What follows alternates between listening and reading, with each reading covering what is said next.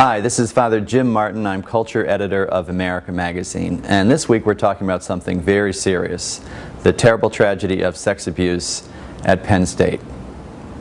Now, before I begin, I'd like to say two things. First of all, as we all know, sexual abuse is a crime and should always be reported to the proper authorities, i.e. the police. Second of all, even with the terrible tragedies at Penn State, those boys being abused allegedly by Jerry Sandusky, the football team's defensive coach, the number of victims in the Catholic Church far exceeds those in Penn State. We're talking about thousands of people. So in a way, it's unfair to compare the two. However, there are certain similarities.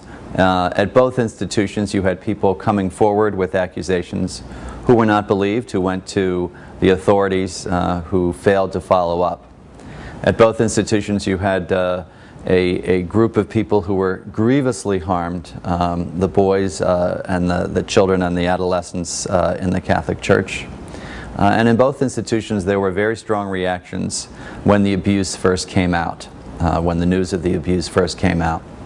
There are important differences, though, of course. Penn State is not an organization that is supposed to be living up to the highest standards of the gospel. As I said before, the number of victims in the Catholic Church far exceeds those at Penn State.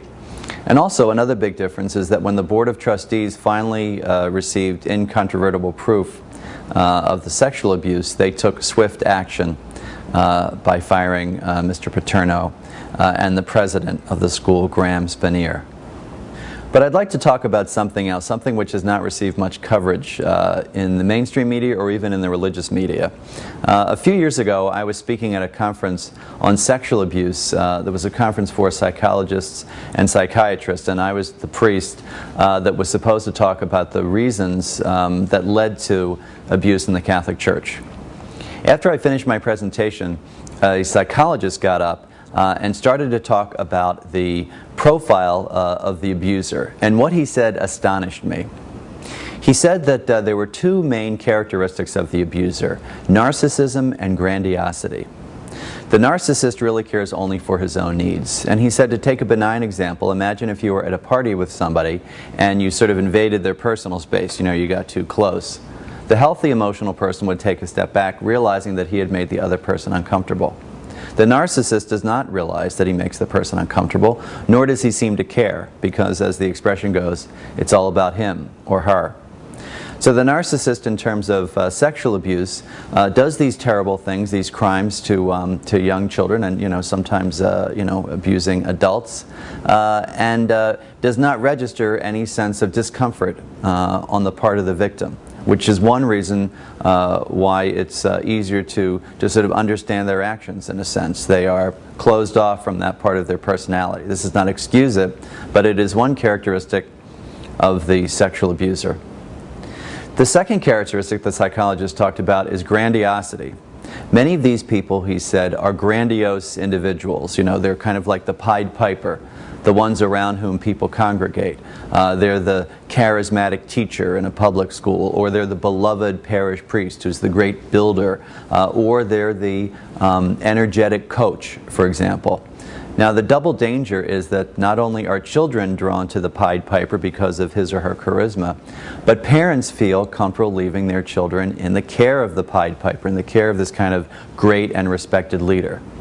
Now, the problem is this: the great problem, beyond just the sexual abuse, the terrible tragedy of abuse, is this. Once the grandiose narcissist is either removed from ministry, if he's a priest, or fired from his job, if he's working in the secular world, a terrible thing happens in my experience, and I have seen this. Those two characteristics merge. The grandiosity and the narcissism merge. And what happens is, when the person is removed from their line of work, they begin to feel sorry for themselves. The narcissistic part of their personality sort of transfers all of the tragedy onto themselves. It's all about them. The tragedy is about them. They have lost their jobs. They have been humiliated, those kinds of things. And the grandiose part of their personality means that this is the worst thing that has ever happened to anybody. Now, what happens, unfortunately, in institutions is that the grandiose narcissist who has been removed from his or her job tends to draw other people into this net, basically. So if you're around a person like that, it's all about them. how terrible they've suffered. And it's very difficult for an institution that is spending time with the grandiose narcissist, the abuser, to remember the victims. Why is that? Well, that's because the abuser is right there with them. The victims may be out of sight. You may not know the victims. You may not see the victims. You may have only heard about the terrible crimes that the abuser has done. As a result, it's often difficult for people within the institution to take the proper action. Frequently, leaders in these institutions, and this is in religious organizations and secular organizations, find that when they try to take action against this person, everyone says, "Oh, this poor person, how could you do this? He has suffered so much already," which is tragic because the institution does not really embrace the need for real change. So these things happen all over the place, not just in the church and religious organizations, but in secular organizations as well. And I think it's a real cautionary tale too, because in addition to being vigilant about combating sexual abuse and putting in safeguards, in addition to being vigilant about reporting all suspicions and credible accusations to police, in addition to removing people who are guilty of these abuses, there's one more thing to be vigilant about. And it's not to get drawn into the net of the grandiose narcissist who makes it all about him, and to feel too sorry for the wrong people in this case. For America Magazine, this is Father Jim Martin. God bless you.